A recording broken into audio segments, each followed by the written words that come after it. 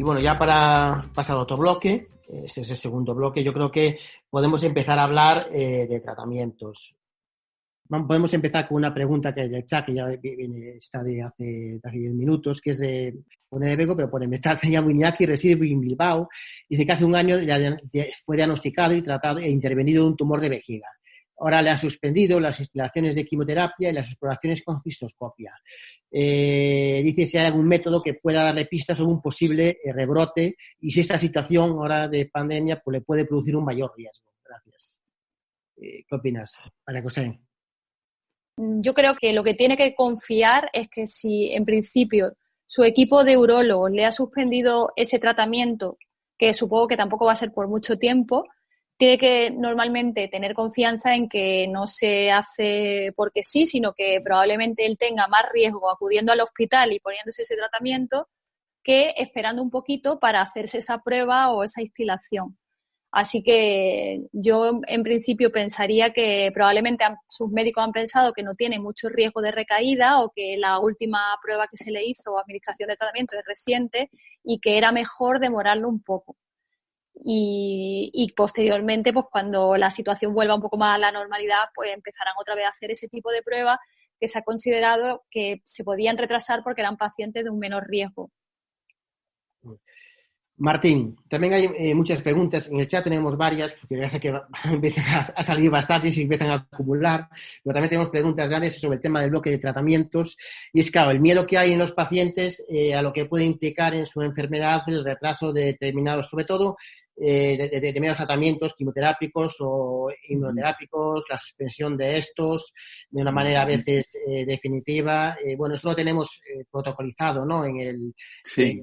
En SOGUC, no sé qué puedes informar a los pacientes y tranquilizarlos sobre este tema.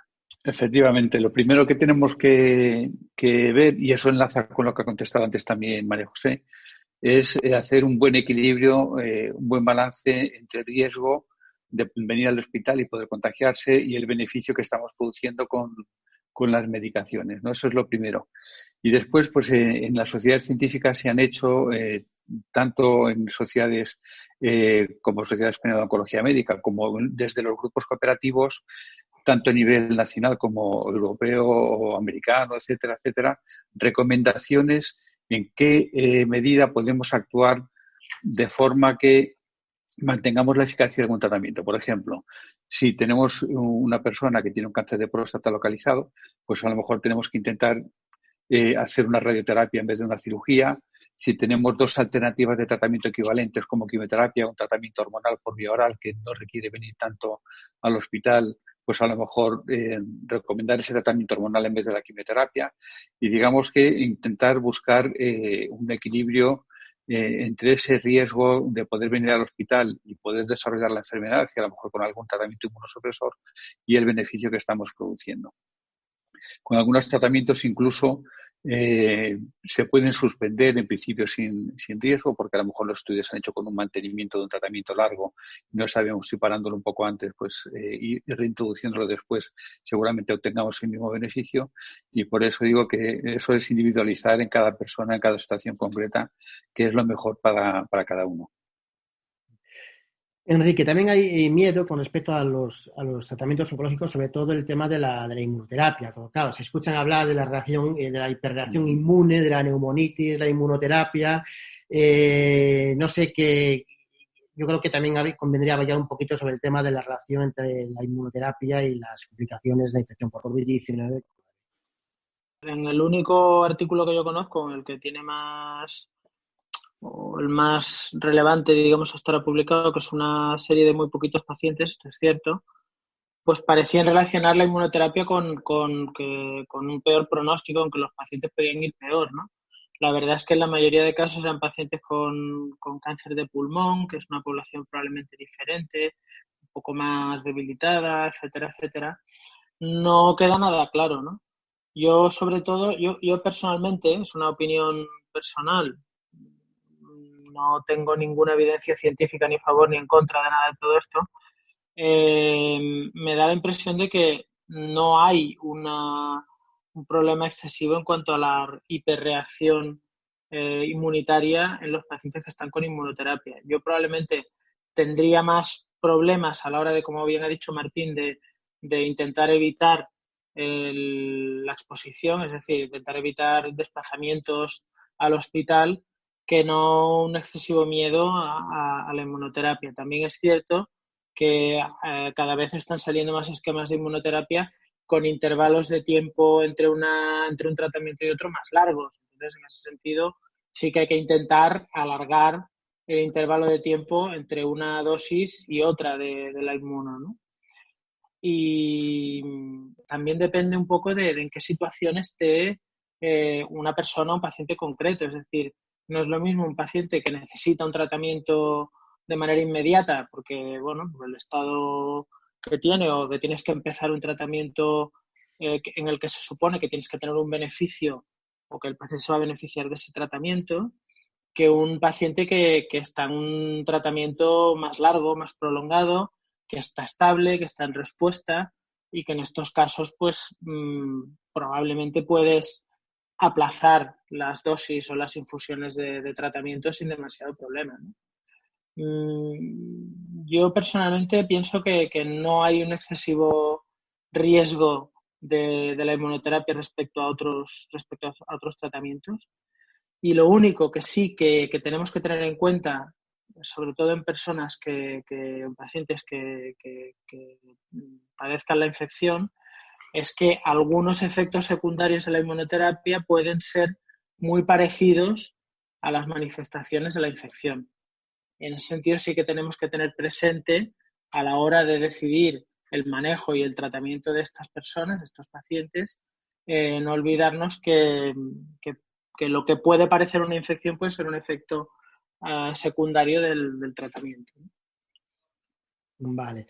Y María José, también con respecto a esto de la inmunoterapia, yo creo que después ya pasaremos al tema del inmuno, pero bueno, Antonio también nos pregunta si el uso durante el tratamiento de la infección por COVID, cuando usamos determinados tratamientos como la cloroquina, hidroxicloroquina, remdesivir, tocilizumab, etcétera, puede tener algún tipo de interacción con el tratamiento inmunoterápico que estén recibiendo algunos de nuestros pacientes, fundamentalmente cáncer renal o cáncer de vejiga. ¿Qué opinas?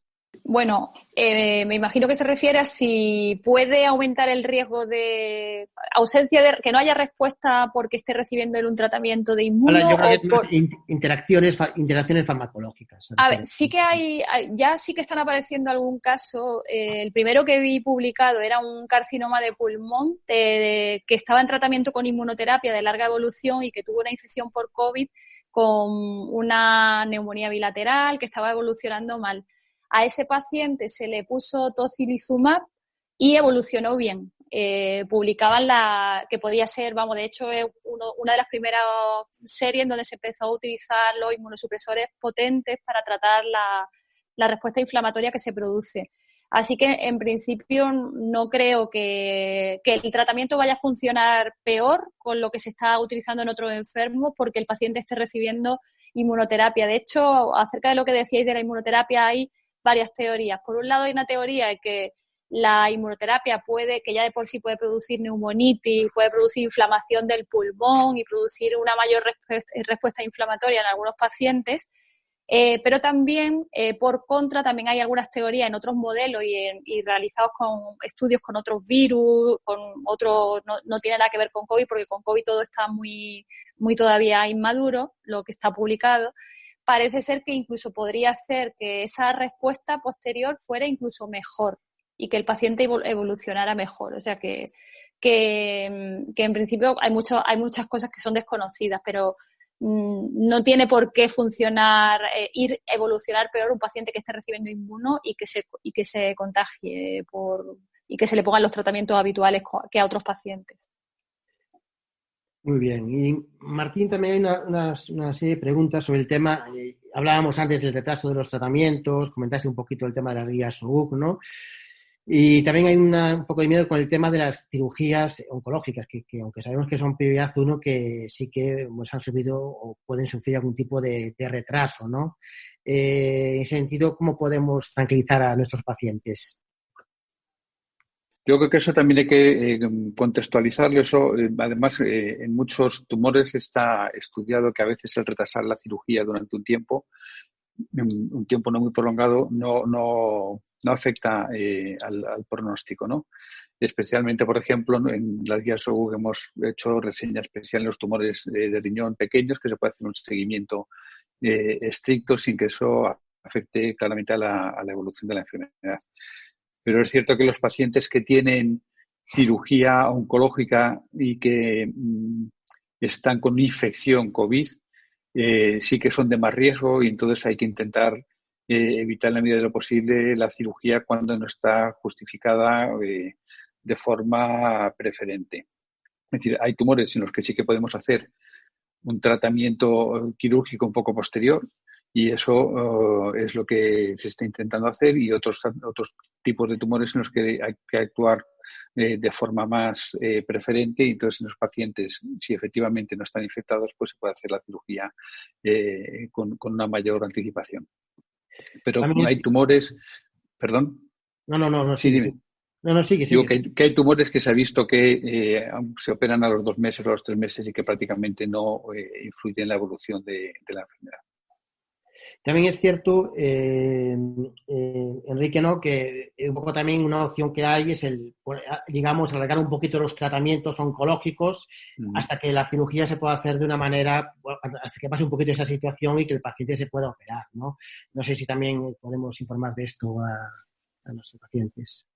Sí, en ese sentido, a ver, yo estoy de acuerdo con lo que ha explicado Martín, de que hay casos en los que claramente se puede retrasar la cirugía sin ningún riesgo en cuanto al pronóstico o a la supervivencia o a la curación, y en aquellos casos, específicamente, sobre todo, yo creo que es el cáncer de vejiga infiltrante, en el que, bueno, antes hemos dicho que hay que intentar evitar tratamientos que produzcan disminución de la inmunidad, ¿no? Y la quimioterapia es un tratamiento que puede producir una disminución de la inmunidad.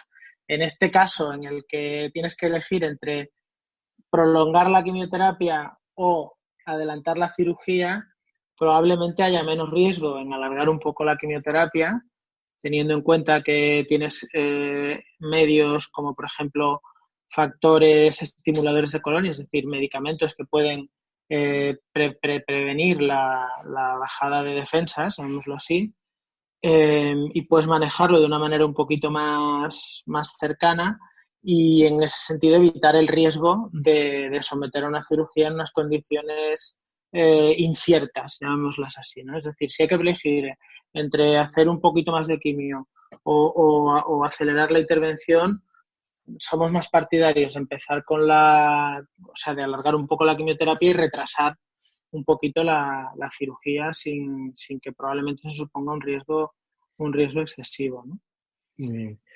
Y como cosa puntual, en el chat, ahora no me acuerdo del nombre, pero a ver que lo mire. Sí, lo iba a decir yo ahora también. ¿No? Sí. Ramón, de A Coruña, certifica lo de los centollos. O sea, cada 8 horas. Sí, bueno, se puede subir la dosis si es necesario, ¿eh? A 2 cada 8, ¿no? También María José, unas preguntas también que nos pasan aquí, nos pasó Juan Carlos de África, que son preguntas que le consultan a ellos, ¿no? Es el tema de los ensayos clínicos, ¿no? Es todos los miedos que tienen nuestros pacientes, es el miedo al aplazamiento o a la suspensión del tratamiento del ensayo, o el miedo al contagio por los días que tiene que ir al hospital, y también durante las pruebas, que a veces son más de las habituales, ¿no? ¿Qué nos puedes decir sobre esto? Bueno, con respecto a lo de suspender el tratamiento, normalmente la mayoría de ensayos clínicos que están en marcha, el paciente que ya está incluido se mantiene dentro del ensayo clínico, y lo que sí se han puesto una serie de medidas en todos los ensayos clínicos de mejorar la seguridad, que ya de por sí en un ensayo clínico es muy alta en un paciente, pues mejorar aún más la seguridad de estos pacientes en esta época de pandemia. Entonces, el paciente que está incluido en un ensayo clínico debe tener la tranquilidad de que se va a hacer todo lo posible para que su seguridad siga todo el tiempo bien y que no tenga un mayor riesgo de contagio que un paciente que no está en ensayo. Como he comentado al principio, la mayoría de hospitales se ha blindado en las zonas de oncología, y en las zonas de ensayos clínicos, por supuesto, también. Así que las medidas se han extremado, que haya muy poca gente a la vez, que los pacientes vayan de una manera más separada unos de otros, todo eso se ha mejorado. También en los ensayos clínicos, cuando hay tratamientos orales, se ha permitido alguna serie de cosas que normalmente no se permite en la época normal. Se consigue reducir el número de visitas al hospital y hacer un mayor número de dispensaciones de tratamiento para a lo mejor 8 semanas de tratamiento y hacer consultas telefónicas para monitorizar cómo está el paciente. Incluso se permite, que normalmente tampoco se permite, hacerse una analítica en el centro de salud en lugar de hacérsela en el hospital. Así que en ese sentido, el paciente que está en ensayo, que no se preocupe, que se va a continuar con el tratamiento sin problema. Y la otra pregunta, sí. Sí, la otra pregunta era sobre el tema de los desplazamientos, las pruebas, el mayor riesgo de contagiarse por ese tipo de... Sí, que en algunos casos le obligaba a ir a... Bueno, hombre, las pruebas hay que intentar hacerlas, pero siempre también se puede justificar un retraso si tú crees que el paciente corre riesgo, su seguridad, por supuesto. Afortunadamente, siempre se permite que el criterio del clínico investigador, del médico que está viendo al paciente, prevalezca sobre muchas cosas que están escritas en el protocolo. Así que si tú clínicamente crees que el paciente corre riesgo y hay que saltarse un TAC para evitar ese riesgo, pues nos lo saltamos. Así que en las pruebas es verdad que, claro, es la única forma de saber si el paciente, si está el tratamiento funcionando, y hay que intentar hacerla, pero siempre con sensatez. Si el paciente tiene que ir demasiado al hospital y tú crees que lo va a poner en riesgo, pues esa prueba en esta época que a lo mejor hay una mayor ola de contagio, pues no se hace o se retrasa un poco más. Yo lo que quería decir en ese sentido, bueno, es un poco lo que ha dicho María José, que si razonablemente piensas que puedes retrasar las pruebas porque la persona, el paciente está estable, con signos de que la enfermedad está controlada, etcétera, etcétera, incluso aunque sea en un ensayo clínico, se puede plantear la opción de aplazarlas. Pero lo que yo quería insistir es en que aquellos pacientes en los que se considere que sea hacer una exploración porque haya una sospecha o haya un síntoma o haya alguna situación en la que tú creas que la prueba hay que realizarla, creo que en ese caso el beneficio de realizar la prueba supera al posible riesgo de contagio. Es decir, no hay que quedarse en casa siempre. Hay que quedarse en casa cuando uno está bien, cuando uno está razonablemente bien, pero cuando uno no se encuentra bien, pues hay que consultar, incluso ir al hospital si es necesario, ¿no? Tenemos también, Enrique, una pregunta como sobre el tema de los ensayos, y es sobre si los pacientes que están incluidos en un ensayo clínico, si deberían tener autorización para... Esa puede ser para todos, realmente. Si deberían tener autorización para salir a andar como beneficio físico y psicológico. Dice que los pone porque a él, Alberto Esteso, le está afectando en su estado de ánimo. Es un paciente de ensayo clínico de próstata. Yo he visto la pregunta y pensaba y no quería contestarla. La verdad es que yo soy transparente. Todo lo que el chat está para responder a todas las preguntas que pagan. A ver, está claro que el ejercicio es bueno para las personas y salir a la calle mucho más. No lo sé. Esto yo creo que es complicado. Es decir, si tenemos que tener un aislamiento social para evitar el riesgo de contagio, pues hay que intentar mantenerlo. Y en ese sentido, pues hay que buscar medios alternativos tanto para hacer ejercicio como para, entre comillas, liberar el ánimo, llamémoslo así, ¿no? Es muy difícil justificar médicamente o hacer un justificante para que puedas salir a la calle para hacer ejercicio en esta situación. Es difícil, es difícil. Bueno, incluso personalmente para los niños también lo veo complicado, ¿no? No lo sé. No tengo una respuesta tajante en ese sentido, ¿no? Bueno, yo creo que afortunadamente creo que es una de las primeras medidas que creo que se van a tomar cuando se disminuya un poquito el confinamiento que tenemos en la actualidad va a ser permitir, como tú has comentado, ¿no, Quique?, la salida de padres con los niños que llevan también un mes encerrados, y creo que también a determinados tipos de pacientes que lo necesiten o que sea recomendable por su salud. Yo creo que en ese sentido sí que se va a hacer se va a abrir esa flexibilidad que ahora mismo sí que está muy reducida. Tampoco le vamos a recomendar que salgan libremente, porque como bien habéis dicho, pues es que lo que está recomendado es que no estés con mucha gente para evitar los contagios. Pero sí que es verdad que yo entiendo que más de un mes encerrado es difícil de soportar, y que el ejercicio en nuestros pacientes es muy importante. Sí. También hay preguntas en ese sentido, también sobre el tema de seguimiento, el tratamiento, sobre la seguridad de las teleconsultas domiciliarias, y que esto se va a plantear probablemente en la etapa post-COVID para un futuro, para evitar un poquito las aglomeraciones.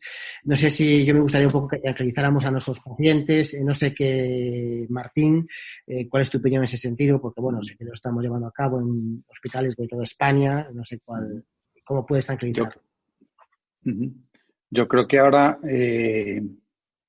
con las medidas que estamos tomando, muchas de ellas, pues a las que no estábamos acostumbrados, digamos, en el sistema sanitario, yo creo que vamos a sacar enseñanzas y que vamos a sacar cosas positivas que se pueden aprovechar para mejorar la calidad de vida de las personas con cáncer en el futuro, ¿no? Pues, por ejemplo, el espaciamiento de algunas revisiones, la implementación de teleconsultas para evitar que tengan que desplazarse hasta el hospital, una mejor gestión de los tiempos en cuanto a las esperas, etcétera, etcétera. Yo creo que todo eso va a redundar en que deberíamos aprovechar y sacar unas conclusiones válidas en este sentido. Vale.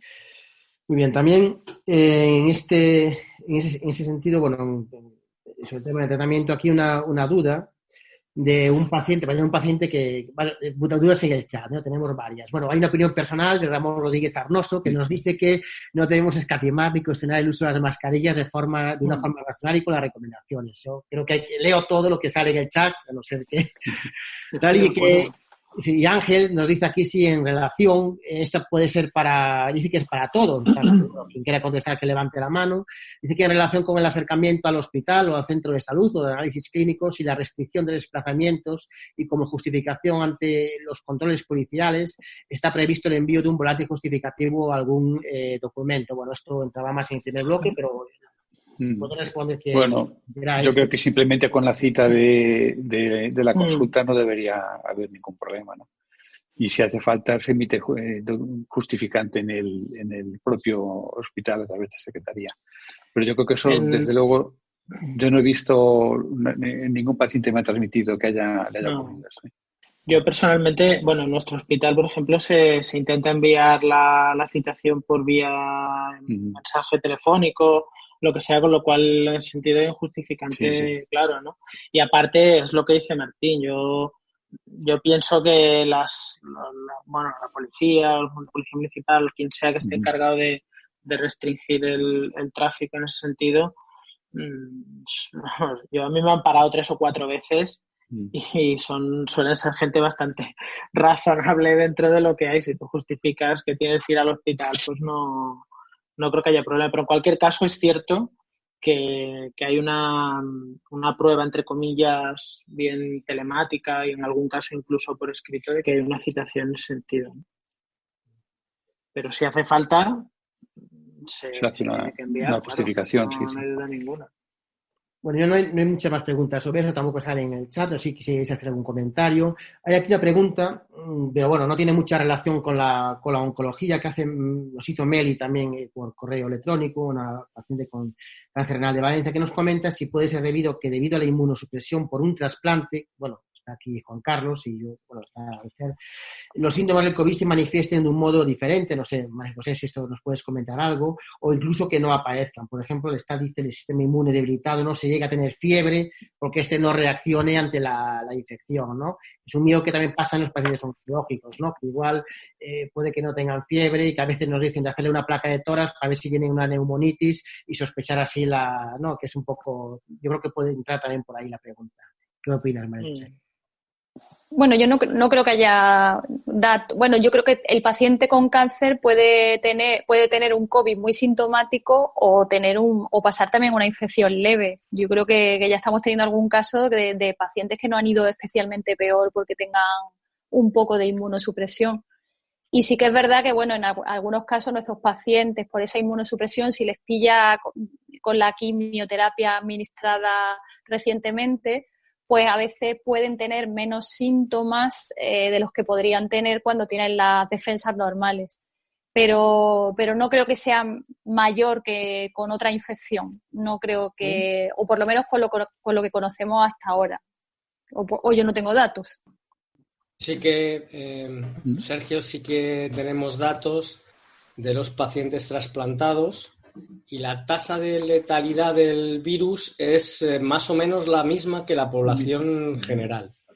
Parece ser, tuvimos una videoconferencia ayer de la Europea de Nefrología, que la sobrereacción que se produce por la infección del virus al estar inmunodeprimidos pues ayuda a que no sea tan crítica como podría pensarse en un principio.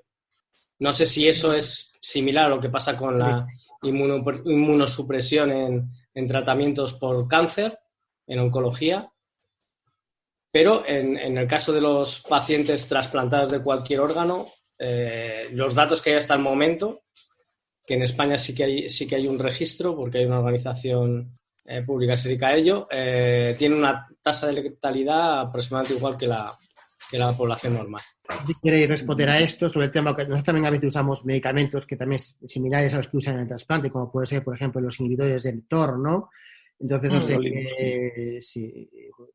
Martín, ¿quieres comentar? Sí, bueno, en principio las recomendaciones de las sociedades en el sentido es que si se pueden sustituir por ejemplo, lo que decía Sergio, el everolimus, por ejemplo, por otro fármaco, la recomendación es sustituirlo en el momento, en el sentido de intentar que ese paciente, que esa persona no esté inmunosuprimida y tenga más riesgo de tener la enfermedad.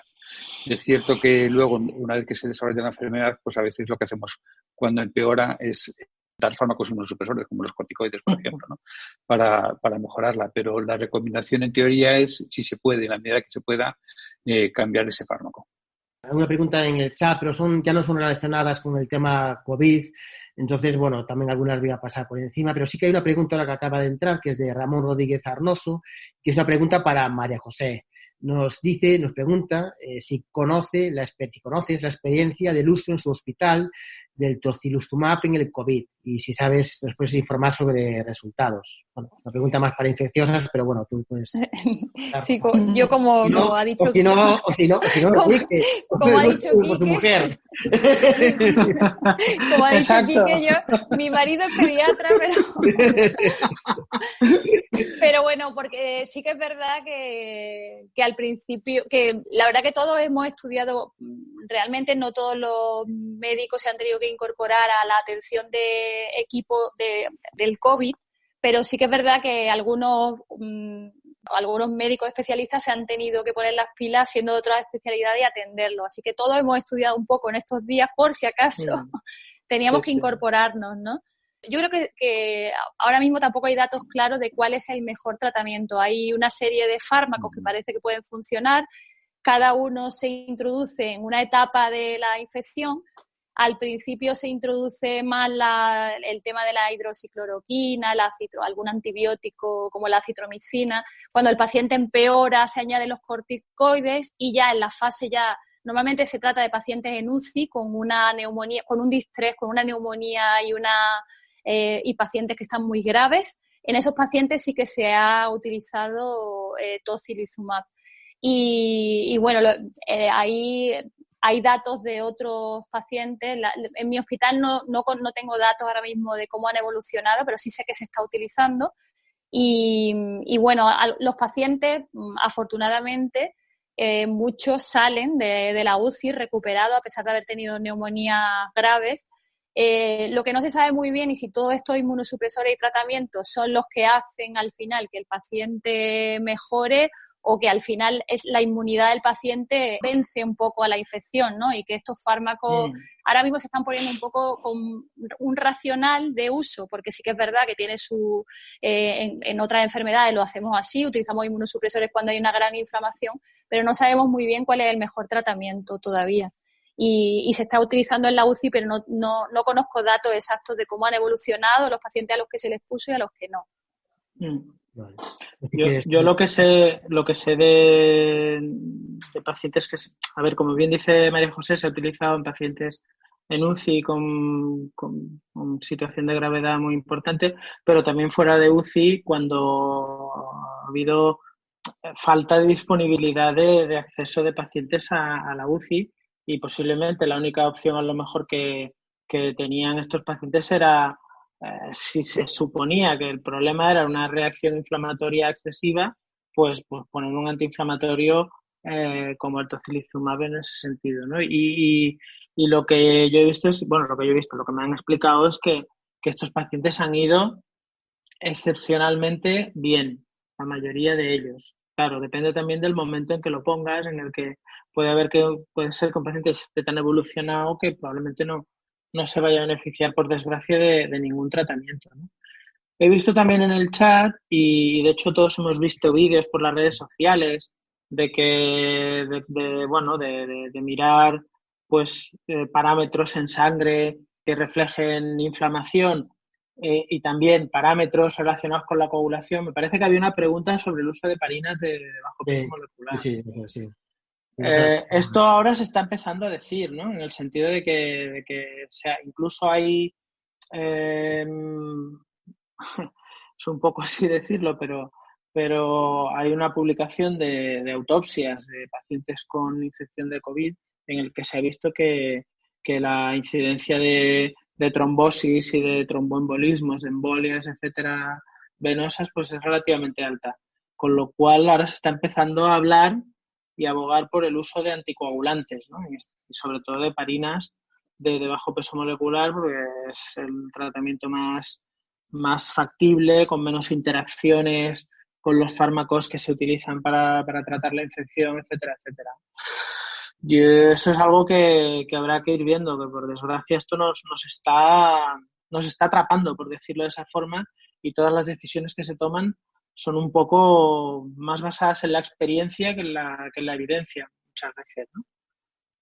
Muy bien. Yo creo que no hay más preguntas sobre el tema de tratamiento, ni en el chat, ni tampoco teníamos aquí por correo. Si queréis, y como además ya llevamos 1 hora y 10 minutos, o sea que realmente ha dado mucho juego, podemos pasar al último bloque, que es el bloque del futuro, de también aspectos psicosociales o incluso hemos hablado un poquito de bioética. Sí que hay algunas preguntas que, bueno, la típica pregunta del millón que puede introducir el tema, no sé, te voy a preguntar a ti, Enrique, y que es, ¿en cuánto tiempo nos pregunta Ángel de Madrid, en cuánto tiempo se prevé que se podrá volver a la normalidad hospitalaria? Y ya enlazando con esta, dice que si se prolonga la reclusión en el domicilio, ¿cómo está previsto resolver mantener los tratamientos y, en concreto, pues las pruebas presenciales radiológicas, ¿no? Un poco hablando del futuro, ¿no? La pregunta de la normalidad hospitalaria, bueno, a ver si nos puedes orientar, ¿no? Yo puedo comentar una cosa también si queréis después, pero bueno, si no... Sí. A ver, yo lo que puedo hablar de mi hospital, por ejemplo, es de que en 3 semanas se ha reducido casi a la mitad el número de pacientes con COVID ingresados. Y desde ese punto de vista, pues como bien ha dicho María José, en todos los servicios pues ha habido gente que se ha tenido que incorporar a tratar pacientes con COVID-19, y están empezando, digamos, entre comillas, a volver a los servicios habituales. Es decir, de nuestro servicio de oncología pues ha habido 3 personas que se han traspasado a tratar pacientes con COVID, urgencias, lo que sea, y ya están empezando a volver a cuentagotas. ¿Cuándo se va a normalizar del todo? No lo sé, pero yo si me atreviera y me atrevo a decir algo, yo creo que hasta después del verano normalizarse no se va a normalizar. Ayer escuchaba el tema de la liga de fútbol que hablaban de que la situación más optimista de normalización de las cosas es en noviembre y la situación más realista es en febrero. No sé si esto nos puede servir como extrapolación de lo que va a pasar en los hospitales, pero yo me mojaría un poco a decir que por ahí van a ir los tiros, creo yo. Yo, si queréis, os puedo contar nuestra experiencia. Lugo no es que haya sido una provincia de una alta incidencia, ¿no?, ni mortalidad por COVID, pero sí que es cierto que el otro día nos reunió en la dirección asistencial y un poquito para plantear ya organizar lo que es el escenario post-COVID, ¿no? Entonces, esto yo creo que el escenario post dicen que tenemos que aprender a convivir con el virus, ¿no? Porque van a venir varias oleadas y ha llegado para quedarse, ¿no? Entonces, el planteamiento, fundamentalmente, el objetivo es evitar las aglomeraciones en las consultas, ¿no? Y, lógicamente, pues llevar un poquito los recursos hacia que lo que es realmente más los pacientes que realmente más lo necesitan, ¿no? En el sentido de que probablemente vayamos a tener que digamos, ver menos pacientes presenciales, verlos por la mañana y abrir el hospital también por las tardes, cambiar las agendas de consulta para verlos más espaciadamente, dedicar más tiempo a nuestros pacientes, usar nuevas tecnologías como las videollamadas, o estamos haciendo horas de consultas. Lo que se trata es que, digamos, que los pacientes no aglomeren ni en la sala de espera de las consultas externas y tampoco en el hospital de día oncológico, ¿no? Y que aquellos que veamos de manera presencial sean aquellos que realmente lo necesitan y que podamos pasar mucho más tiempo con ellos y, por lo tanto, darles una mayor atención oncológica. Enrique. Yo creo que en este sentido, es el momento ideal para escuchar lo que quieren las preferencias de los pacientes. Es decir, tú puedes tener una idea de algo concreto, pero a lo mejor una persona concreta, un paciente concreto dice, pues mira, yo prefiero que me visites a distancia o yo prefiero que me visites en persona. Entonces, no creo que haya una regla general para todo el mundo y cada uno tiene sus preferencias. Entonces, en ese sentido, hablamos mucho de que tenemos que tener en cuenta la opinión de los pacientes y yo creo que es el momento ideal para hacerlo, ¿no? Y organizar la asistencia y la situación escuchando cada vez más a lo que quieren los pacientes. Pero, sí, eso sí, pero también evitando, hay que aprender de esto, ¿no? Evitando las aglomeraciones. Evitando las aglomeraciones, por supuesto. No sé si Martín, María José, Juan, sí. Bueno, yo lo decía antes un poco, ¿no? Yo creo que de esto hay que sacar... Mira, un segundo. Si alguno de vosotros tiene que escribir en el chat que quiera hablar, para que lo sepamos, ¿vale? Si alguno de los participantes en el foro. Hay una opción que es levantar la mano también. Levantar la mano. Ah, bueno, es que no tengo el nombre. Vale, bueno, y Martín, y después te doy la palabra a ti, ¿vale? Es Juan Puente. Bueno, entonces yo quería comentar una cosa. Es el estado de ánimo del paciente. Ha habido muchos fallecimientos en residencias.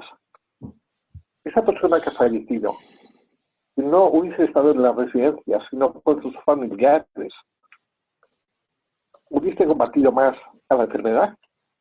Eso es mi pregunta.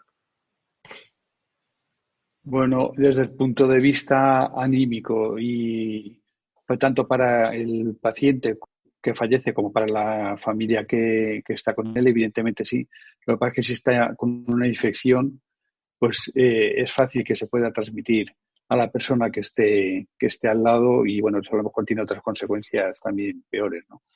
La verdad es que es una situación muy complicada y porque muchas personas de las que han fallecido, o todas las personas que han fallecido, estaban solas en el hospital, ¿no? Sin poder despedirse de sus personas queridas, sus allegados y al revés, ellos de ese paciente, ¿no? Y es algo que habrá que ver en el futuro cómo se puede optimizar, pero a día de hoy es muy complicado hacerlo de otra manera. Y un comentario que también me parece interesante en el chat es de Ramón Rodríguez Arnoso, que dice que ha tenido que ser COVID el que regule los tiempos y formas de consulta. Nada va a ser igual a partir de ahora. Y hay una pregunta de Ángel que bueno, es para todos, pero bueno, yo creo que le toca hablar a, no sé si es María José, bueno, digo, puedes levantar la mano y cualquiera de los tres podéis contestar. Dice que entiendo que la revisión de funcionamiento del personal sanitario de la sanidad en general exigiría un amplio análisis que supere los objetivos de este foro. Cambiar la forma de contacto médico-paciente actual, ¿tenemos algo de que arrepentirnos?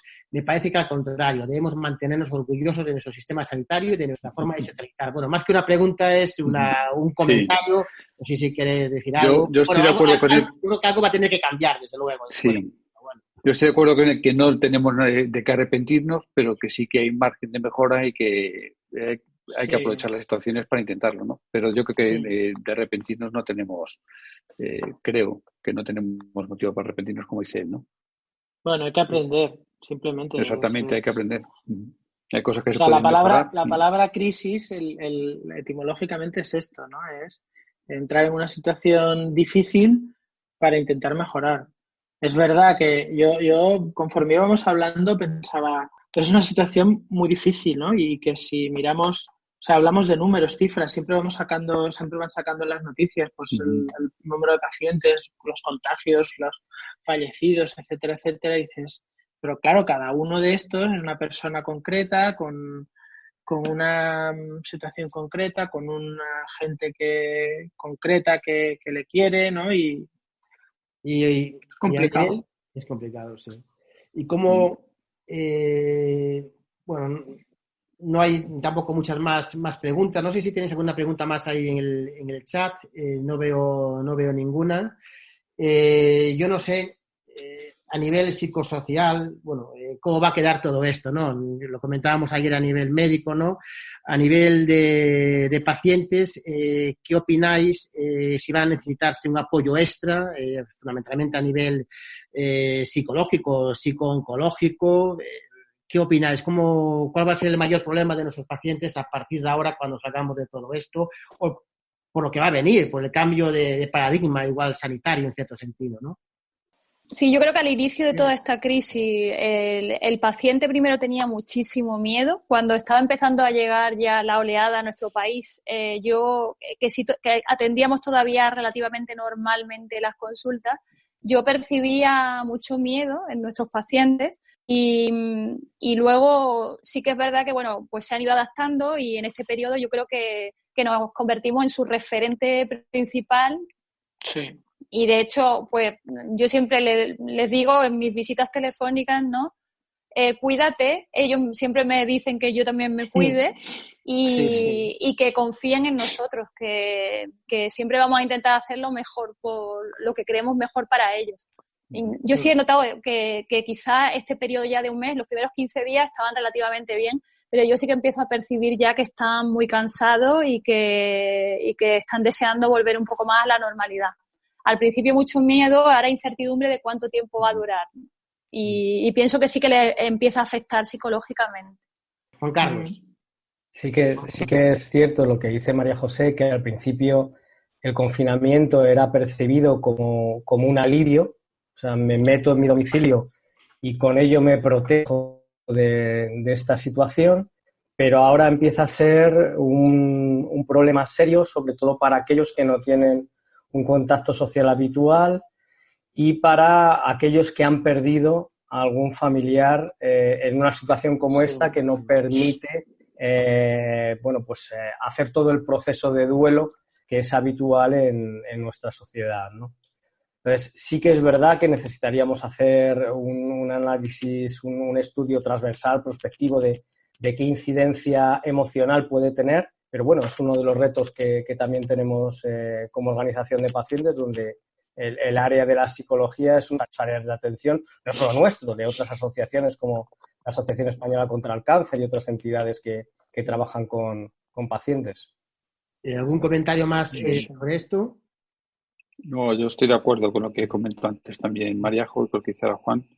Y yo creo que ha habido cambio a lo largo en el poco tiempo que llevamos en las prioridades que todos tenemos, tanto del paciente como nuestra, cansados de algunas situaciones que queremos que las cosas vuelvan más a la normalidad.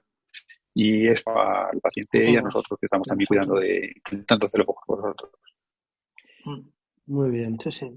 Hay una pregunta, me parece.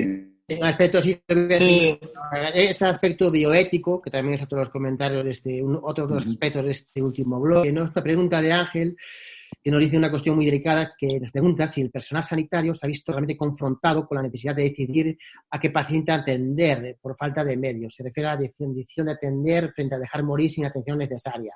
Y si volverá a producirse o si se produjo. Hombre, yo lo que sé es que sí, que en los casos de pacientes con infección COVID, con complicaciones serias y hasta el punto de tener que decidir si el paciente o no se va a la UCI, sí que se han visto en esta tesitura. Yo personalmente no. La atención oncológica nuestra no estamos decidiendo por falta de medios ni tenemos que elegir entre un paciente y otro, por suerte no. A nivel quirúrgico, a nivel de cirugía, pues sí que no elegir entre un paciente y otro no, sino en general decidir qué cirugía es urgente y cuál no. Pero en pacientes con infección con COVID sí que ha habido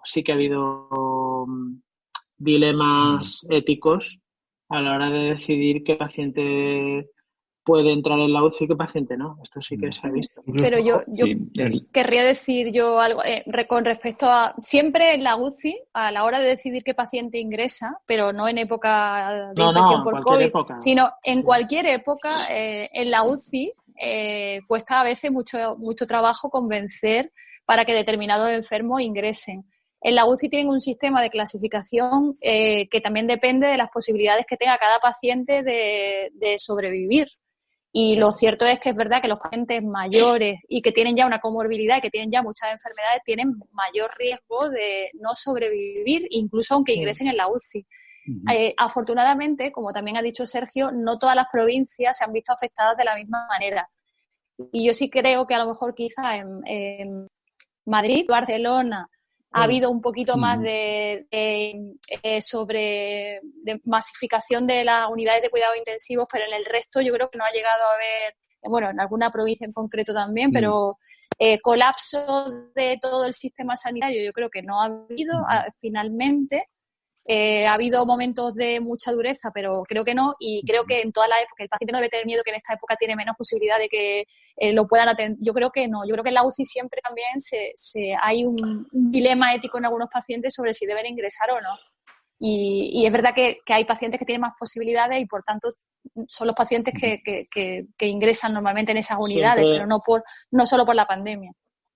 Siempre estoy de acuerdo que siempre lo hay. Siempre la UCI, como bien ha explicado María José, hay unos criterios y unos protocolos para decidir qué paciente tiene más probabilidades o no de poder salir bien de la UCI. Y es verdad que probablemente en otras partes de España pues no ha habido tanto problema, pero en Madrid y en Barcelona, sobre todo en Madrid, sí que sé que ha habido es que ha habido una acumulación de pacientes, de casos, que ha hecho muy complicada la situación. Y en Barcelona también. Es decir, pues, lo que yo conozco en mi hospital, lo que conozco del hospital de mi mujer, pues ha sido muy difícil. Ha sido muy difícil. De hecho, Enrique, se publicó, el Ministerio se vio obligado a publicar una guía sobre recomendaciones éticas a la hora de seleccionar los pacientes que iban a la UCI. No sé si lo conocéis. Sí.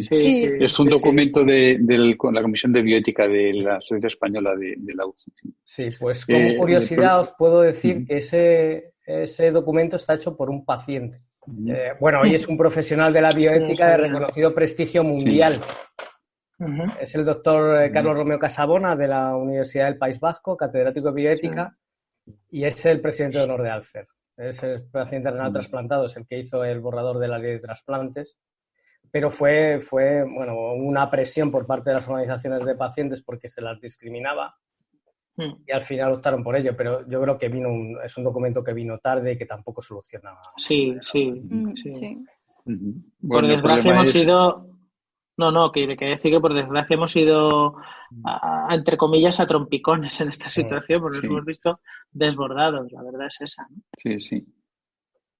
Bueno, yo creo que ha sido que llevamos hora y media de debate, la verdad es que ha sido súper interesante. Tenemos un último comentario de Ramón Rodríguez Arnoso, que me parece interesante. Habla de Galicia, la TANDE no está a dispersión poblacional, no está reportando protección frente a pandemias. Algo bueno tiene que ser tener el vivir dispersos. Igual tiene que haber aquí también el centollo de 8 horas que dijo Martín.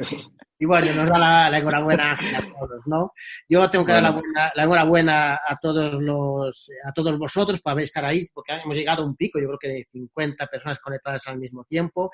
Gracias a vosotros, a los panelistas, gracias a Enrique, gracias a Martín, gracias a María José, lógicamente a Juan Carlos, que es un sol, es un encanto. Y nada más, o sea, deciros que desde SOGUG y desde la vocalía de pacientes de SOGUG siempre vamos a estar con nosotros y seguiremos con ese tipo de iniciativas para contar con vosotros y contar con vuestra opinión, que es lo más importante, vuestro punto de vista. Muchísimas gracias por participar. Y que me gustaría una última cosa, antes de que cortéis. Me comentó el presidente de SOGUG, José Ángel Arraz, que por favor votéis en el chat el tema de la teleconsulta entre 1 y 10. ¿Qué os parece? ¿Os sentís contentos? ¿Nos gusta? Que votéis en el chat entre 1 y 10, 1 que no os gusta, 10 que os gusta mucho. Bueno, pues pongáis una votación. Vale, muchísimas gracias.